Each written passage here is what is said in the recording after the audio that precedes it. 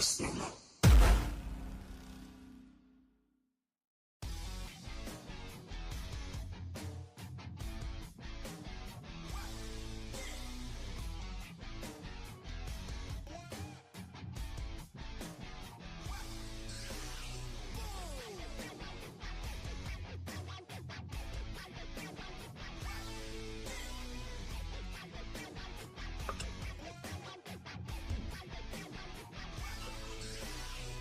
Ladies and gentlemen, boys and girls, children of all ages, welcome to another episode of the phenomenon known to mankind as Saturday afternoon's main event. If you do not know who I am after 5 years of doing this show, whether you are dumb, stupid, blind, or just plain irrelevant, I suggest you go back to school or go into your local library, get the biggest dictionary you can find, preferably Merriam-Webster, and look me up under the words phenomenal. Ladies and gentlemen, it is not a phenomenal one. Of course, on a show like this, on a good Saturday afternoon like this, I'm unfortunately not alone because I'm joined by my co-host, comrade, brother from another mother and dimension, generation of the on top of that, if we want to go ahead and add that. But guys, he is the one and only limousine riding, jet flying, kiss stealing, wheeling dealing son of a gun who is not having a hard time holding his alligators down. So guys, unfortunately, join me by welcoming this individual with 2 claps and a peep stage. Woo! Yes, I noticed the tiredness in your voice. I understand, but yeah, it's one of those weekends. You call it tiredness? It's stormy over here in the Northeast. Yes, I can hear it in your voice. But yeah, it's been stormy this entire day. Hopefully, we'll be able to liven you up with another great Saturday afternoon. We got a good wrestling weekend on the way, and of course, we can't do that without setting you up with the 3 tenets that will keep the blues and the gloom away from you. That is, of course, laughs, good times, and all the wrestling news possible. Of course, you know how about living people up due to the fact that you probably had to liven up Mary Magdalene for all the hoeing she did. But you know what? I digress, peeps. You can sit your ass back and just do what you do as Mr. Peeps H. Thank you very much. But There you go. I applaud you for being on the show today. You could get that since you decided to go ahead and take a sabbatical a couple of weeks back. Which I want to ask, peeps, are you ever going to go ahead and take another sabbatical? A sabbatical? Yeah, sabbatical. Go on some tribal chief scheduling anytime soon. You know, the funny part about that comment is, even though that being the case, I am here. I missed one show this year. Understand? I'm just saying. If you ever want to take another sabbatical, it's okay. No problem. I'll allow you to. I'm just saying. I'll think about if I have to crawl back into the cave and then come out at some point. I'll let you know. You'll be the first to know.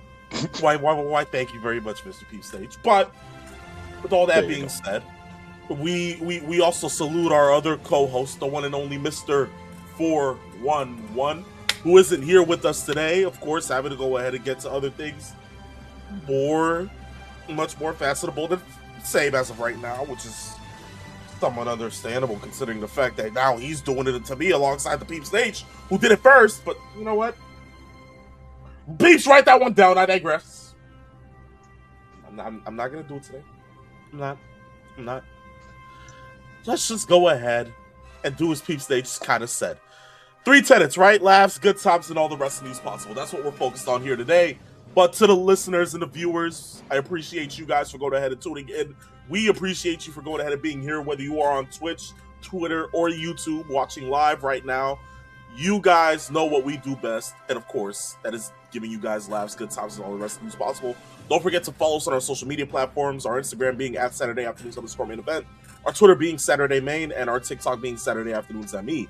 With that being said, I think it's only fair that we go ahead and begin with today's show, and that gets started when you go ahead and hear this sound. It means it's time for one thing and one thing only. It is time for 3 Rope Talk all of the professional wrestling news that you can possibly get that consists within the span of the squared circle. Let's go ahead and talk Monday Night Raw and SmackDown for our review from this past week. Of course, we start off with Raw.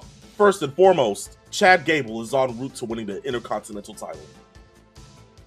What great use for him immediately after coming off of what he did within AAA, alongside other El Grande Americano, or Ludwig Kaiser for those of you fans who like spoiling whoever's behind the mask.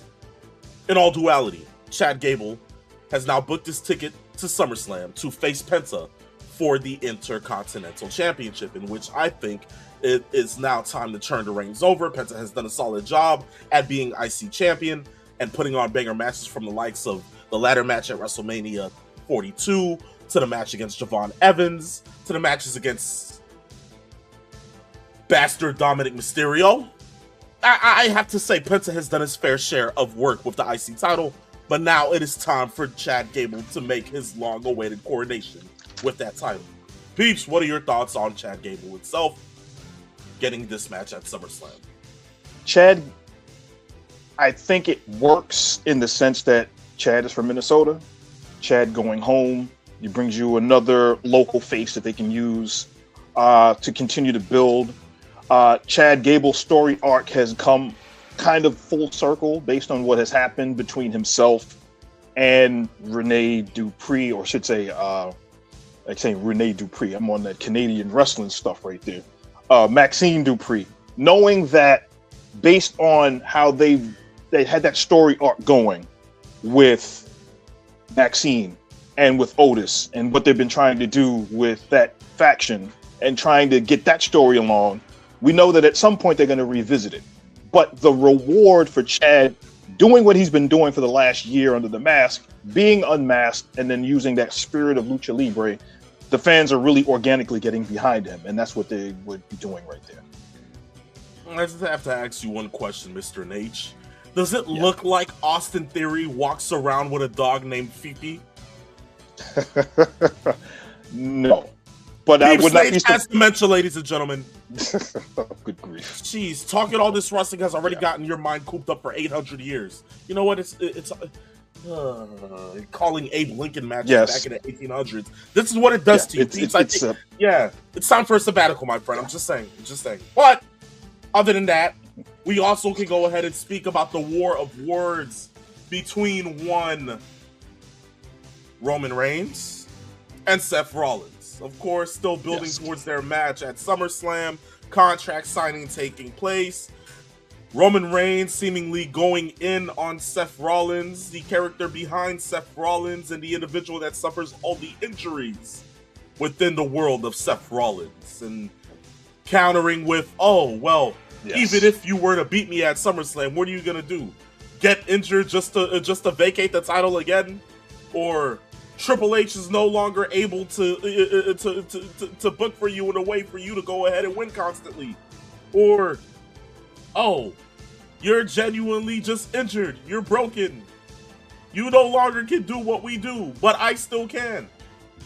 Meanwhile, Seth is going on this rampant glaze fest to Roman Reigns, somehow allowing for all of this to happen up until the point that Seth finally snaps and goes into a brawl with Roman. That still doesn't end well. It seems like we're on a collision course here towards SummerSlam, where Seth was trying to make it as personable and as well thought of as possible, but Roman is still itching towards the name calling, the sense of, deriving an individual out of everything else that possibly happened just to be able to get to his point. It seems like Roman is back in an antagonist form. Meanwhile, Seth is doing the job of just trying to be, look, we're brothers. I have no ill will against you, but you're kind of pushing my buttons. What are we doing here?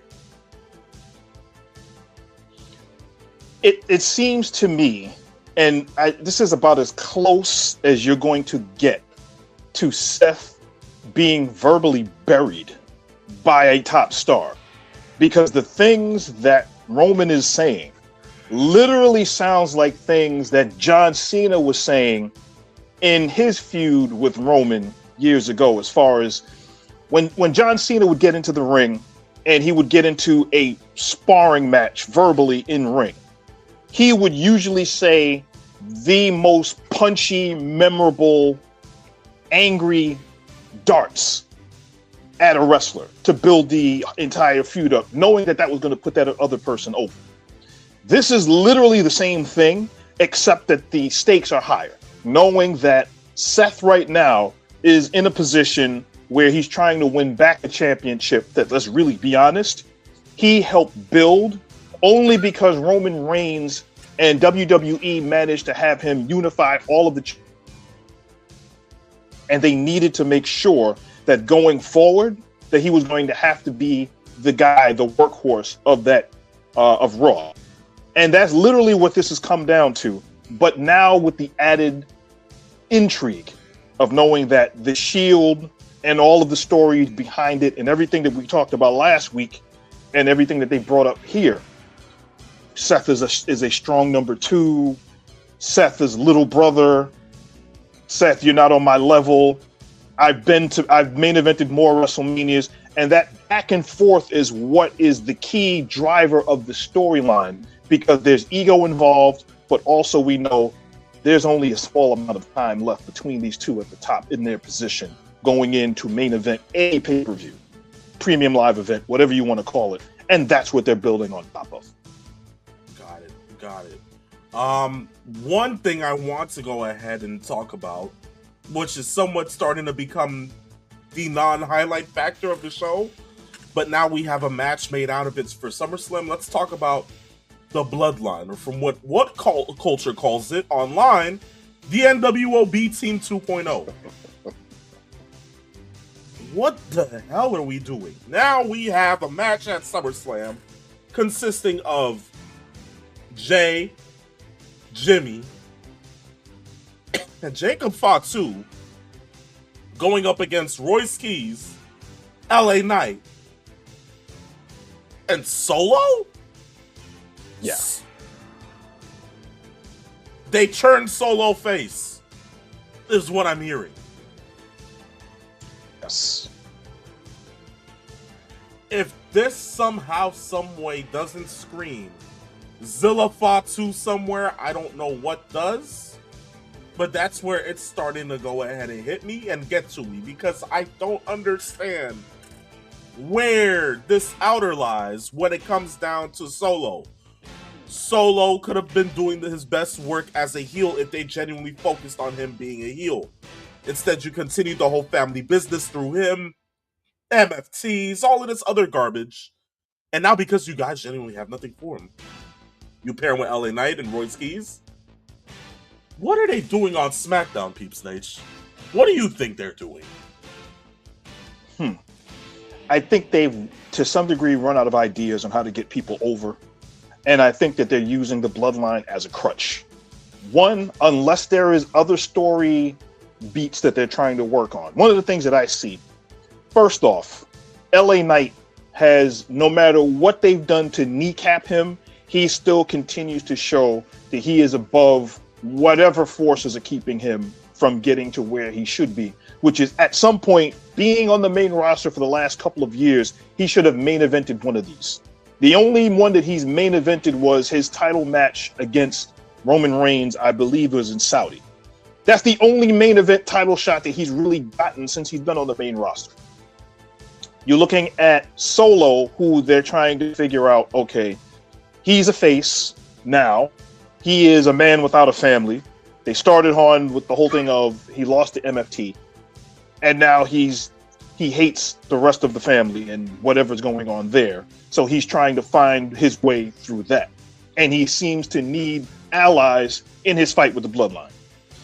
As far as the actual Bloodline part of the match, as far as where they are with their opponent, with Jacob, who has been completely neutered, Jimmy, who is Jay Light, and Jay himself, he's lost a lot. I think they're just looking for something. As a matter of fact, I could actually see this match as the first match of one of the two nights, just to get that match out of the way. Mm-hmm. There doesn't seem to be any real build, any real care for this particular match at all, other than it's a retread of an idea that they've been doing for the last couple of years now. That's what it looks like to me. Understand. Well then, in that sense, we still have time to see what they can do with that. But a last piece of news to talk about. Obafemi.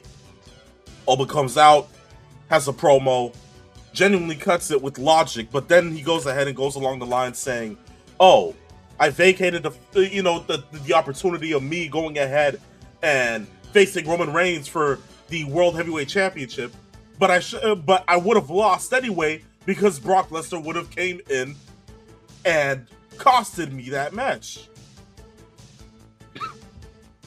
Okay. Since when did WWE infiltrating logic for the fans to be already explained? What is it that I'm missing here? So why did we have him win King of the Ring then? So now what are we doing? This it's like this long feud is there just to add a third match. But also it lost a lot of intrigue in the fact that lots of people would have followed Oba going into SummerSlam getting a title shot. I think we all can safely say if they would have gone out and said a couple of weeks ago, Oba is going to get a title shot at SummerSlam, ticket sales and everything else would be there to justify what it is, because Oba right now is undeniable. But what we're getting is a retread of a manufactured third match to stretch this feud out. True, it is in Minnesota. True, we know this is where Brock is initially from. And although Brock has stated he's going to probably slow down or whatever, he hasn't officially retired yet. So if you're going to have him as this is going to be his last hurrah, this is going to be the rubber match in Hell in a Cell. Yeah.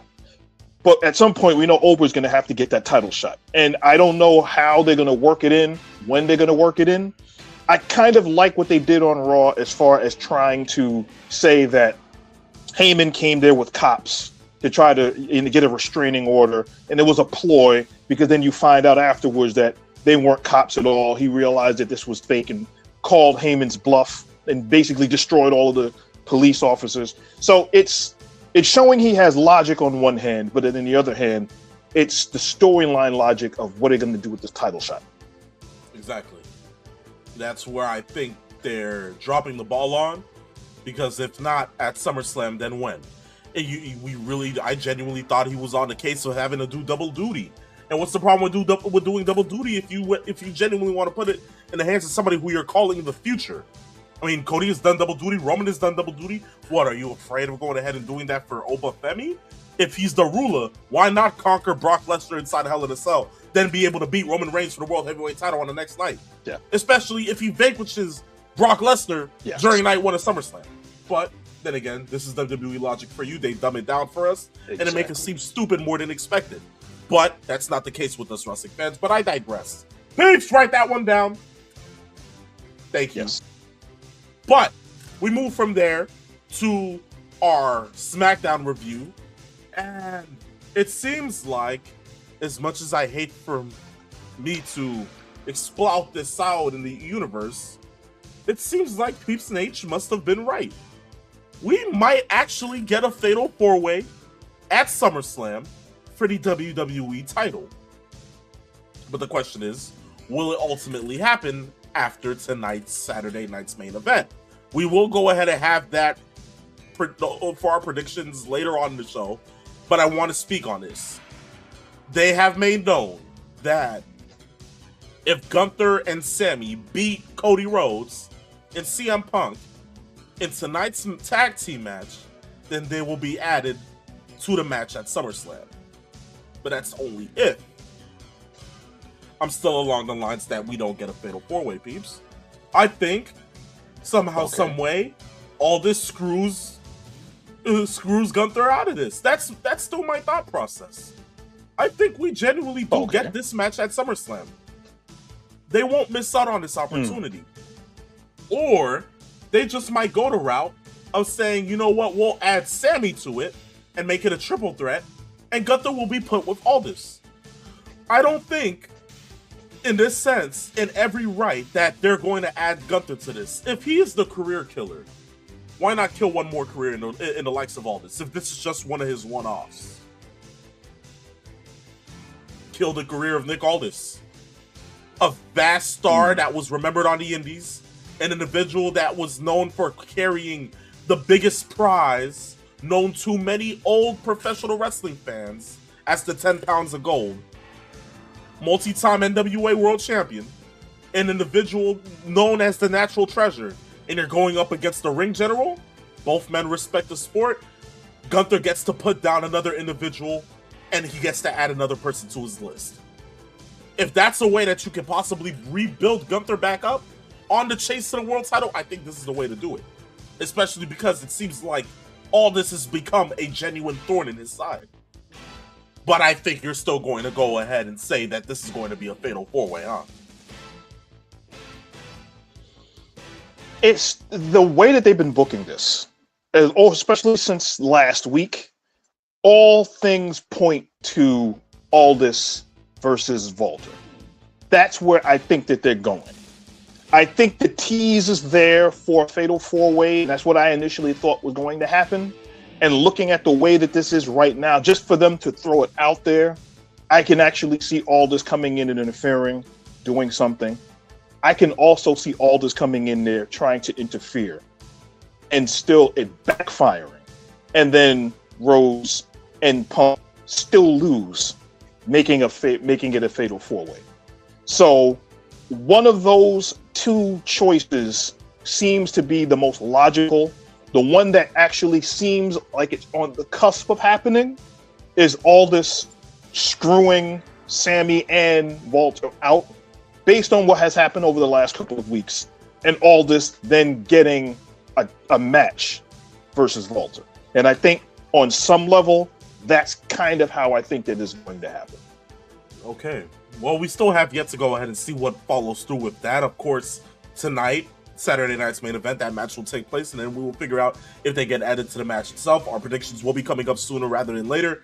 But one other thing to talk about, breaking news, of course, Rhea Ripley is unable to complete, being that the women's title has been vacated, and the next WWE Women's Champion to be decided will be decided at SummerSlam in a women's ladder match. A ladder match which we now know Tiffany Stratton and Jade Cargill have punched their tickets in within that match. Yes. I don't know if it's just me. It may be you as well, you Neanderthal peeps Nate, but where's Jordynne Grace? That's a good question. That is a very good question, because we haven't seen her on television since April. Catering can't be that good, right? I need to know. What is it? What's wrong with Jordynne Grace? Why haven't I heard yet about? Oh, I don't know. You know, a Charlotte Flair being put into this on a real note. You know, I've been waiting for Charlotte and Jade to have some kind of comeuppance, some kind of face-off. I mean, for God's sakes, if the storyline's being built, especially with Jade Cargill breaking Alexa Bliss's arm, shouldn't this all be going in? Probably Jade saying, look, I was the rightful champion. I was the last person to hold the title before Rhea. And since then, Rhea hasn't been able to go ahead and defend it fully. So you know what? Bring the title back to me. I don't know, Charlotte Flair possibly saying, oh, hell no, I want my dibs on this title. But most importantly, I want to make sure you never get to holding that title. You want to put ladder match stipulations or implications through there, fine. But do we really have to be highlighting the regular same women that you... here's what I want to ask. Is Julia going to be a part of this? Well, there's always next week. And the reason why I say that is because there's supposed to be five women in the match. So they've already got two. Open. Yes. Charlotte I can see in there for the reasons you just brought up. Charlotte makes the most storyline sense. Especially after Jade won and Charlotte came out and she got beaten up by her and the baddies. So there's always that dynamic there, which works. So now Julia, who is no longer with a client, so to speak, And they have absolutely been horrible in building her. And they have been horrible in, as we just talked about with Jordan Grace, who has seemingly disappeared into thin air. Those two would make the most sense. And adding Charlotte in there for the third would work. But I guess we'll see by next week what they do as far as qualifying matches to add to this ladder match. Because as they specified, it is an interim champion. They didn't say it was going to be a new champ. They actually said the word interim, which means that whenever Rhea comes back, she's going to face whoever is the interim champ. Similar to what AEW has done in the past when a world champion gets hurt or whatever, they have an interim champ, and then they go ahead and crown that person to wrestle the person that was injured beforehand. Until after Brawl Out, but that's another thing for another time, right? Yeah. But okay, in that sense, that's our review for SmackDown, and that marks the end of our Raw SmackDown review for the week. I want to speak on something much more beneficial when it comes down to the world of WWE. Peeps, I'm hearing that the Netflix PLE numbers are in. And by God, yes they are. God is my witness, they did not do any good. Or I just think they're bad. That's just me. Oh, yes. God. You can't fake this. So, as I'm looking right now, the viewership numbers for the first half of 2026, when it comes down to WWE PLEs, the Royal Rumble globally had 3.1 million views. The Elimination Chamber, by viewer count, 1.9 million individuals. By WrestleMania Saturday, it did 2.7 million. WrestleMania Sunday, 3 million. Backlash, 1.4 million. Clash in Italy, 1.6 million. And this past Night of Champions, 1 million. Let me note to you individuals watching here on Same that these figures exclude US viewership, as Netflix only streams PLEs internationally. But let me get this straight. This is the same Netflix that is pretty much in every other part of the world. That is pretty much being seen by more than these numbers are showing combined. And you guys can't even do more than 5 million? What, peeps? Now, I don't know if I'm shooting myself in the foot, because I know for a fact that the ESPN numbers are probably even worse. Peeping that, let's just add, those numbers are genuinely real Netflix numbers due to the fact that there are people domestically in the US who switch over to VPNs to watch these PLEs because they won't want to pay an extra $40 to ESPN just to watch the damn freaking show. So, knowing that these numbers do have some domestic territory in here, and you guys still can't pull over 5 million. Peeps Nate, your thoughts? It shows you what we've talked about this off air as far as what's going on with the WWE and their premium live events. And in totality, the wrestling business in 2026, it is WWE is overly saturated everywhere. You get 2.5 hours on Monday. You've got 2 hours on Tuesday with NXT. You have Friday, which was 3 hours, is back to 2 hours. And every so often you get a Saturday night's main event. And then at least once every month or month and a half, you get a premium live event. Come on top of that, you also have so many of the other special documentaries and other programming that is happening where people are watching it. But you got to remember, they're competing against other content. sports, movies, other TV shows, other wrestling on other platforms. So if ESPN, let's just for that sake, ESPN usually previews all of their premium live events that started this year by showing the first hour of whichever day they're showing on ESPN or ESPN2 to try to give it that extra kick. Those numbers are very rarely any better than some of the stuff that they would be doing normally on over-the-air regular television. And I don't think that that's translating over to dominating numbers, viewership as far as where they're going. And the reason why is, let's really be honest, it's too damn expensive. There are people that are not showing up, not just for the viewership, but also in the arenas themselves. It's not translating either. And I think a lot of that is because the casual wrestling audience is gone. And outside of us, the diehard fans, and every so often we'll see a group of people that are looking at the wrestling because they see a particular wrestler, or maybe there's a celebrity that they're showing or showcasing at some point. That casual, hardcore fan that's still there, they're dwindling. And the rest of the back end of the audience that are the casuals that would prop them up, forget it. They're no longer there.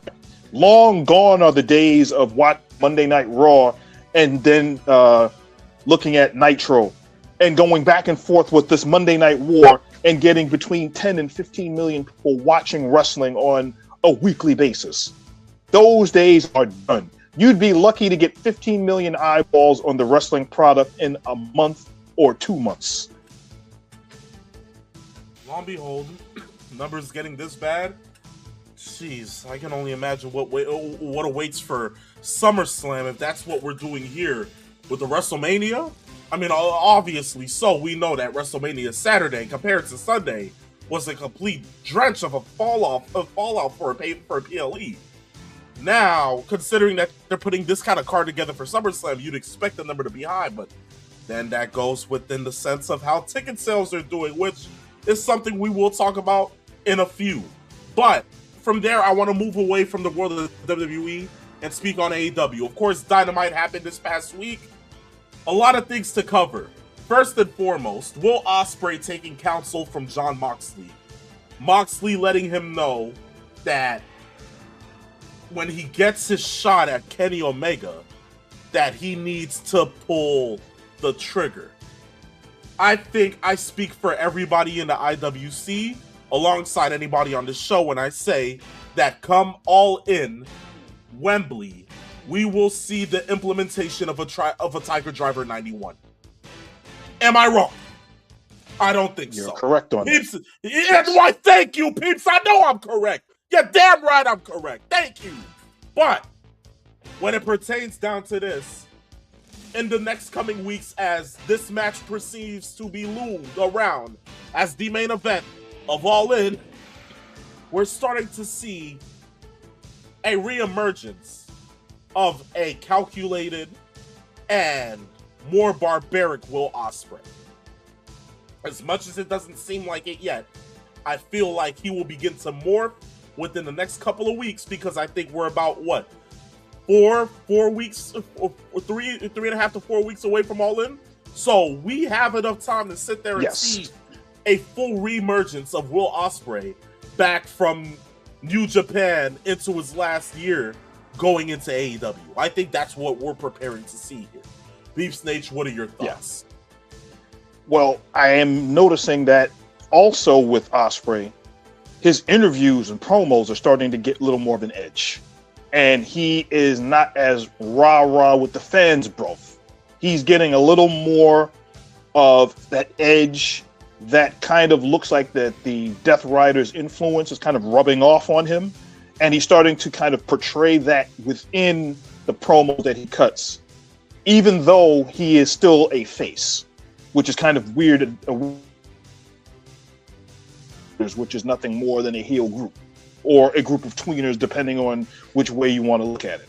But if you're seeing it from that standpoint, Ospreay with a little more of an edge, yes, we can see that happening. And that whole pulling the trigger aspect is a Tiger Driver just waiting to happen. Okay. We know that also Darby Allin is now awarded a TNT title shot against the one and only other member of the 25-member Don Callis family, Kevin Knight. We know that that match will be taking place, but then Brian Cage comes out of nowhere and lays out Darby. Then, as you begin to see it, the Don Callis family begins to swarm around, but then comes Omega, Castagnoli, Moxley, to, stop them from overwhelming Will Ospreay, who was also in the mix, because of the fact that Kevin Knight interrupted Kenny and Omega kind of talking in a sense. Darby coming out of the... what? Peeps. Again, does it look like we need the Don Callis family in every part of the show? Did it really need to happen? Did we need all of that? Well, this could have been told without all of it, 30, right? Yeah, when you have 35 stable members, you're going to probably be included in so many other things, including the fact that Kevin Knight is actually going to get a title shot at Redemption with Kenny Omega.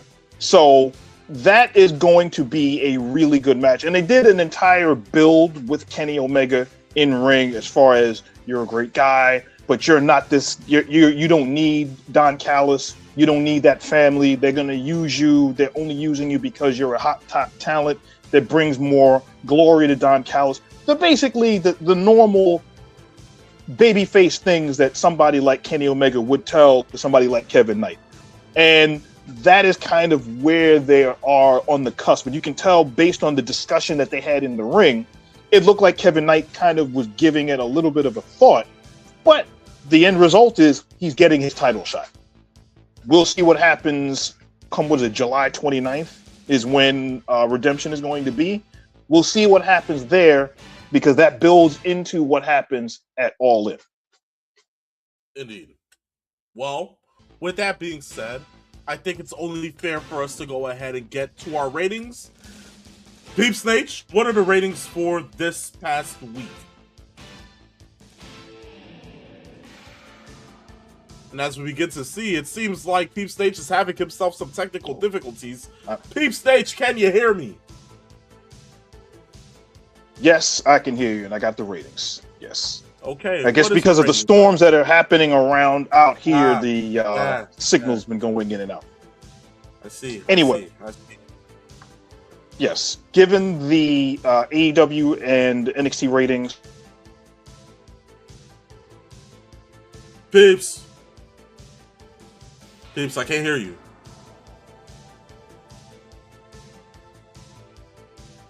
Can I not beat it? Peeps. All right, you know what? Oh, well. This is what happens when you focus on an unreliable Peep Snake. His internet just has to go ahead and go out. You know what? How about this? Let's go ahead and do this. Here's the ratings for this past week, guys. AEW posted a 786K marker with a .15 in the demographic compared to NXT's 531,000 viewership marker with a .05 in the demographic itself. Now, of course, this is being after the numbers last week didn't show any win for NXT, but still a high count in a marker where this is AEW's highest Dynamite episode since 2024. Now, knowing this, we know that in this sense, AEW is still growing by the minute, and it seems like the numbers aren't letting up. It seems like with all of the sports out of the way, AEW is starting to gain a bit more traction with getting back to a certainly good number above the 700 marker. And it seems like it's going to remain like that, hopefully up until Redemption, leading into All In, and possibly can continue to grow even after that. But this is certainly good in a sense of a head start for AEW, being that this is the first time in 2 years they even posted a number that high. So, then again, we can have yet to see something when it comes down to growth in the world of NXT. We know that it's still within developmental range. We know that there's no way they're going to be surpassing AEW anytime soon or by that part, another year and a half into 2 years. I don't think there's going to be a change or a shift as of now. It would have to take AEW to mess up a lot of booking for something like that to happen. But as of right now, AEW is on a roll. And it seems like he's coming back in the Peeps, are you good now? Yes. Please tell me you're good. Seem to be good right now. Yes. Jesus. Okay. So, well, no worries. I took care of the ratings for you, since your internet's now not able to hold itself accountable. But you know what? It's okay. I digress. Write that down, peeps. Just write that down. Please tell me you heard that. Okay. Perfect. But yes, I fear not. Yeah. Fear not. It's all right. We do have something else to be able to go ahead and get to today, and that is our predictions for Saturday night's main event. Of course, hailing from the most famous arena in the world, Madison Square Garden. These we're looking at a damn near 5-match card. And from what I'm hearing, they just passed the 12,000 marker for tickets. 12,000 is the number being sold for Saturday night's main event tonight. An arena that holds 19,000 people is now doing $13K for a Saturday night show in the summer for WWE. Lo and behold, since you were gone for your ratings because of your internet, and I have you back now, I think it's only fair to ask you, how do you feel about this whole thing when it comes down to the ticket sales and the WWE itself, peeps? Ticket sales are abysmal in the sense that whatever that they usually would get, those days are kind of over right now. I think that honeymoon period where everything WWE was bought up, at least domestically, is not the same, at least in certain markets. But right now, I'm looking at it in the standpoint of the Garden, or you go somewhere in LA or Miami, somewhere in one of those markets, and you're getting a Saturday night's main event show, which is supposed to be live, and you're only getting 12,000 at the Garden in New York, with all of the feel-good stories that have happened with the Knicks winning, and there has to be better, something better going on here. It's crazy. Gotta love WWE, don't you? But look, let's not waste any time here. We got a rest of the show to go ahead and cover. But of course, the first match, the singles match, Laredo Kid versus Trick Williams, alongside one Lil Yachty. I think we all have yet to see a AAA kind of battle, since we know that Worlds Collide is coming up sooner rather than later towards the end of the year. Maybe this is the beginning to it, but I think it's only fair that we're going to see Trick Williams do what he does best, which is whoop that trick all around New York City. So give me Trick Williams to win the damn match with his lemon pepper steppers. Oh yes, it should be not a cakewalk, so to speak, but I also think that Baron Corbin is going to probably try and at least influence the match to some degree, but I think Trick is going to still win this one. Okay. The next match is a no DQ match. It is Danhausen going up against JD McDonough alongside one Dominic Mysterio. Of course, we've been hearing about this for the last couple of weeks since the Knicks post-championship win.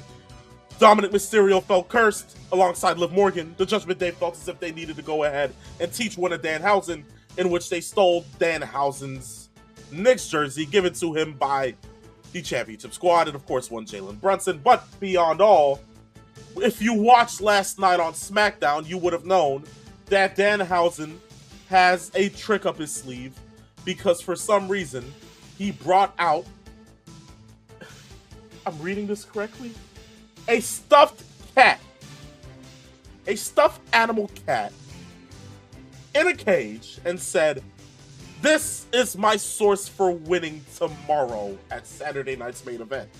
Alongside one Kathleen Kelly to sit there and say to herself, how is that going to help? And what did he say? He said, "Look, the cat is going to help Danhausen at Saturday night's main event, and if you don't believe that, you are cursed."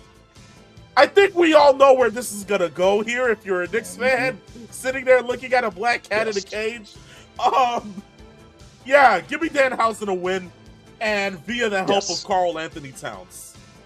Thank you very much. Yes. Okay. Especially since we also know that Jalen Brunson is supposed to be there too. And a good number of the other guys on the Knicks. Shoot, at this point, bring Jordan Clarkson's holistic services to cure Dominic of his love potion spell via Liv Morgan. Can we do that? And then we could get Tyler Kolek to go ahead and, you know, like bathe her in love potion after that. If that's where we want to go. Or that's more Mr. 4-on-1's kind of deal. But all in all, Danhausen for the win here. Reclaiming his jersey, celebrating with the rest of the Knicks squad. Cool standing ovation for the Knicks inside MSG. Go from there. Tag team match for the WWE Women's Tag Team Championship. Paige and Brie Bella going up and defending the titles against Fatal Influence. Lainey Reed and Fallon Henley. You know, is it just me that thinks that this tag team championship run by Paige and Brie Bella has been stale? There hasn't been much to it. It's probably time to be putting it on somebody else. Well, now I think it's this time. Lainey Reed, Fallon Henley, your new women's tag team champions. Write it down for me, peeps. Book it up. Yes.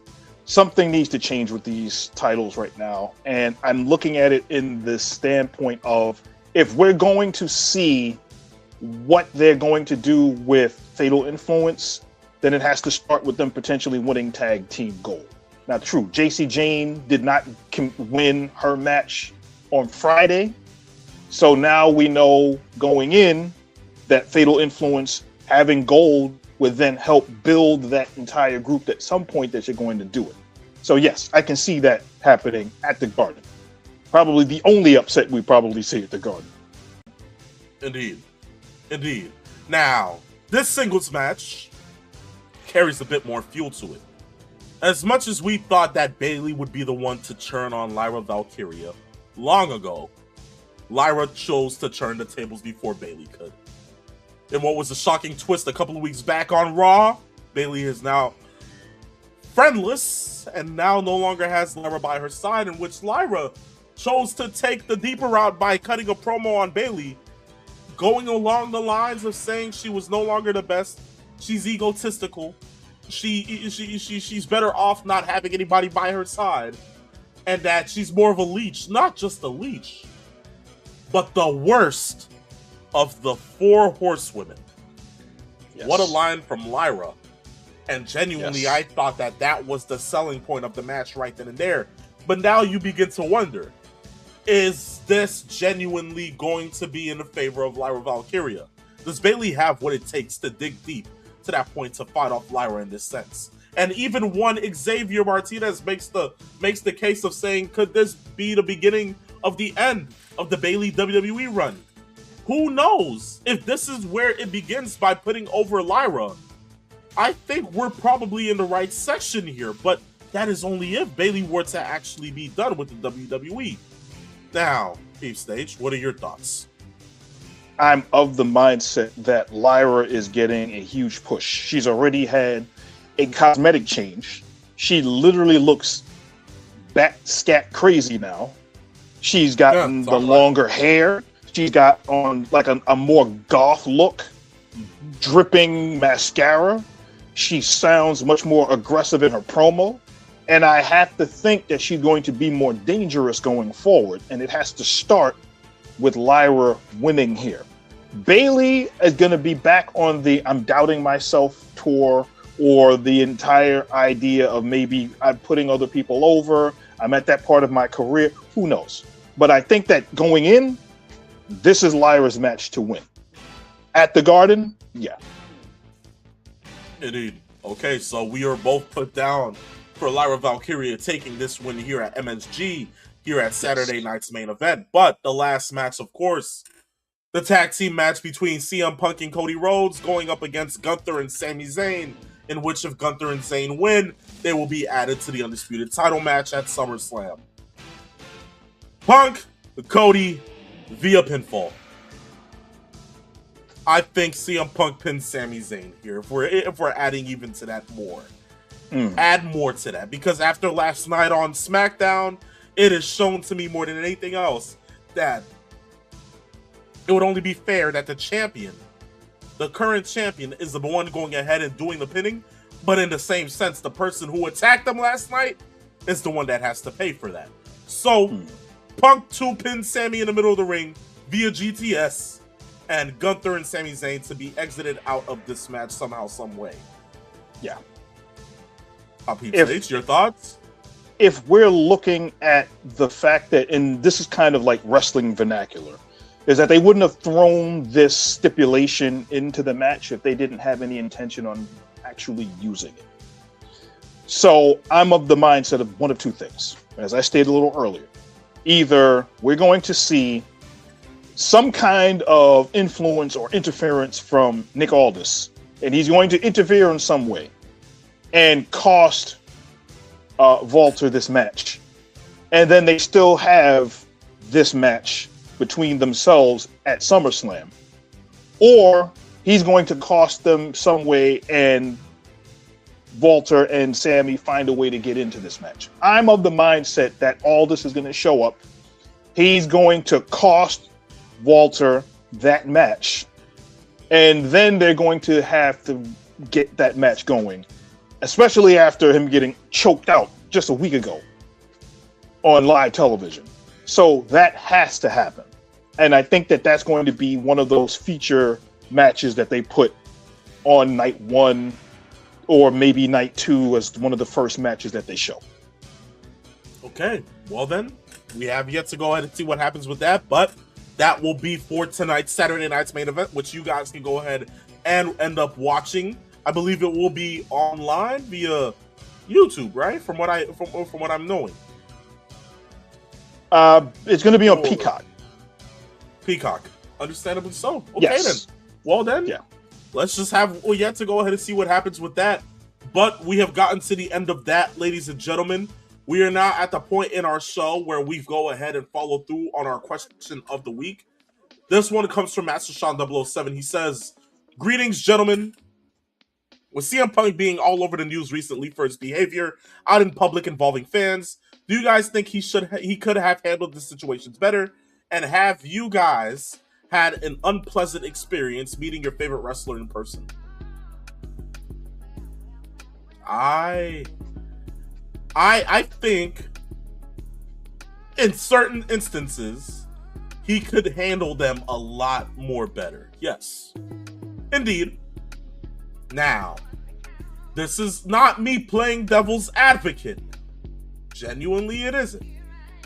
But being in Las Vegas this past year and seeing and staying in the Wrestler Hotel, which for many other wrestling fans who were staying there, knowing it was the MGM Grand, seeing the way certain people were chasing after other wrestlers in the days coming into WrestleMania and the nights where WrestleMania was done taking place, maybe 2 hours prior, you had Jade Cargill losing a heel here. You had Austin Theory pushing through a number of people on this end. It was chaos. And then hearing about what happened to Punk, where a fan just had a phone in his wife's face, he had every reason to be pissed off, ladies and gentlemen. I just think there's a certain way where Punk just carries that kind of thought process into every fan he meets. Now, from what I heard taking place this past week, I heard it was a fan where his family was actually staying at the hotel and they ended up seeing Punk and they just wanted to at least say hi. I'm just saying, he could have handled it a lot better. Genuinely a lot better. Peeps, your thought. Well, in the mindset of other wrestlers, when they're going out and they meet their fans and they meet their fan base, one of the things that they genuinely like to do is they like to meet their fans. They like to say hello, maybe sign an autograph or whatever. But one of the things that we have noticed over the last couple of years is almost an entitlement by certain fans to meet their favorite wrestler and expect that just because they are there, and while we're fans and we paid for the merchandise, et cetera, you should go and say hello to me. You should say blah, blah, blah, blah, blah. Whatever the words that you say back and forth, whatever the thought process is, that's where they think they should be. The problem is these wrestlers are actually human as well. They are not on the clock at that time. It's one thing if they are doing autograph signings at a convention or whatever is the case. It's another thing that you're seeing wrestlers coming out of a deli buying a sandwich. You're seeing a wrestler coming out of the bathroom. You're seeing a wrestler getting breakfast in public. At what point is there that line that the fan crosses that is just too much? If you're a wrestling fan and you want to see CM Punk or you want to see somebody like that, there has to be some kind of understanding that you don't know what they're going through in their life. Now, did CM Punk handle these things in a certain way? Could he have handled them a little bit better? Probably.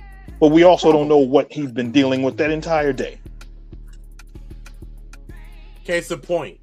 And when it comes down to the second half of that question, that, for me, hasn't been a problem.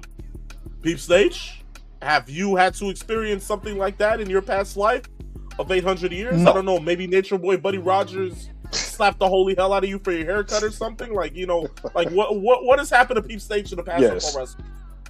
Yes, I want to try to get an autograph.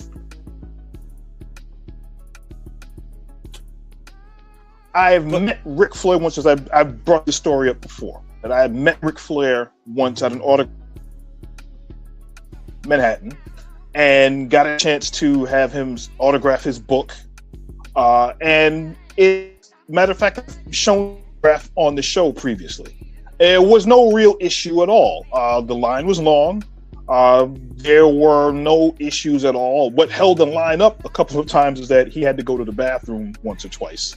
And then there was I mean, you know, you understand that as Peep Stage, of course. But you may continue. No offense. Yeah. No offense. But knowing that there was one thing that did happen on the line that kind of held everything up was that there was a fan that wanted an autograph, and he had something that was, I guess, a poster or was messed up. So what Flair did, to his credit, was he went to the concession stand. He told the fan, I'm going to get you something. He bought something with his own money for the fan and then signed it for him on the line. So those are the kinds of experience that you would like to hear from a particular wrestler when you're going to see them in person, which is far and few between that you hear with certain, especially celebrities, but even with wrestlers because of just the nature of the business. Indeed, indeed. But with that being said, Master Sean 007, thank you for that. If you guys want to go ahead and send in your own question again, like I usually tell you, DM us on our Instagram at Saturday Afternoons_main event. And if it's that damn good, well, in the words of JBL, I guarantee it'll be on the next episode of the show. Why, thank you for pointing, Mr. Vanna White. You're doing your good job today. Due diligence to you. Pat on the back. I'll give you that. I'll give you that. But yes, we have now gotten to the last part of our show today, where we are covering Dark Side of the Ring TNA episode 3. We got about a couple of minutes left. Beeps, the ending of the TNA saga is over. We got exactly what we wanted, where the people finally got to crap on Dixie, crap on Bischoff, crap on Hogan. They crapped on Victory Road, where it was like, oh, wait. Nobody's mad that Bischoff let the man walk and let the man actually have the entrance just to do what he did after? The little things like that. Tony Khan making his appearance and speaking on Jeff Jarrett. Jeff talking about how even after all of that stuff, reclaiming Global Force Wrestling, pairing it back with Anthem throughout the TNA saga towards the 2019s, all of that, the drinking, him going to the AAA show, you know, alcoholic there, they chose to write him off, send him to rehab, all leading into the WWE Hall of Fame. I think more than ever, this puts Jeff Jarrett in the height of everything else. And I think it makes people become more efficient and more, you know, fans to the character that is Jeff Jarrett. You know, even though we talk about it in reference as Mr. JEFFJARRETT, haha, double J, like Jeff Jarrett. That's what we speak on him as. But it's like, in the same sense, now this just adds more respect to it.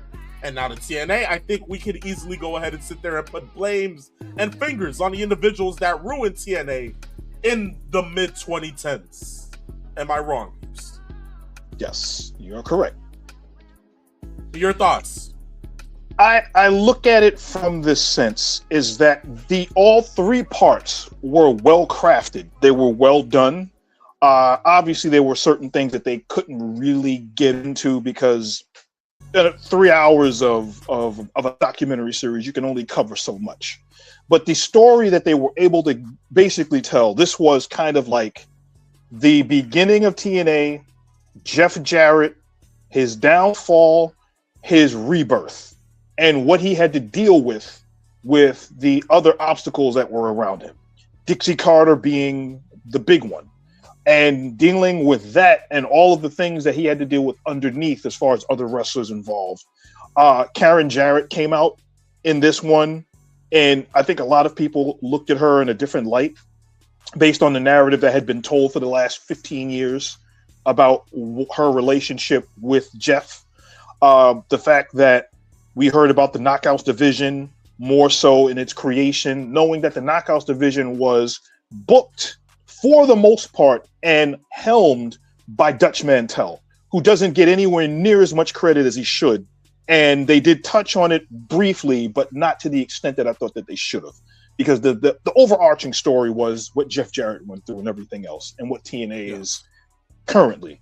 And they even got a chance to show Jeff Jarrett while he was in AEW and some of the things that he did, and the fact that he came into AEW as a heel, but based on what he went through, he then grew into a face. And then they showed the interactions between a lot of the wrestlers in the back and how they feel about him.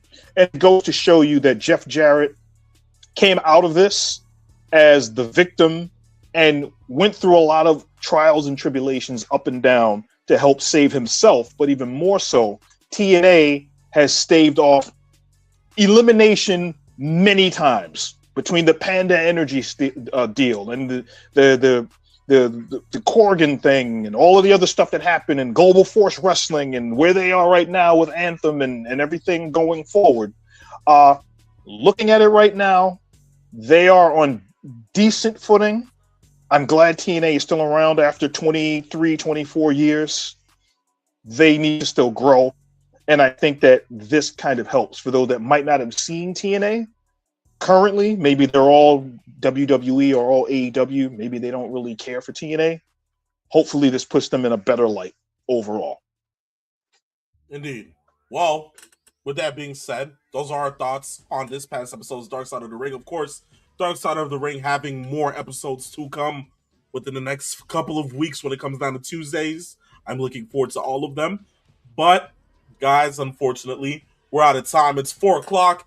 This marks the end of today's episode of Saturday afternoon's main event, in which we had some technical difficulties from one Peep stage, but he's still here. That's all that matters. Why, thank you, Peeps, for still doing your due diligence of being here. And I will hope to see you next week for the following episode.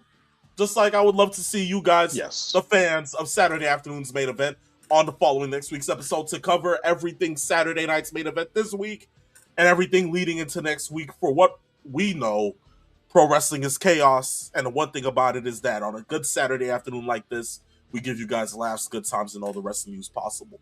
But it's with that on this episode that I leave you that this was saying we're out of Phenomenal One.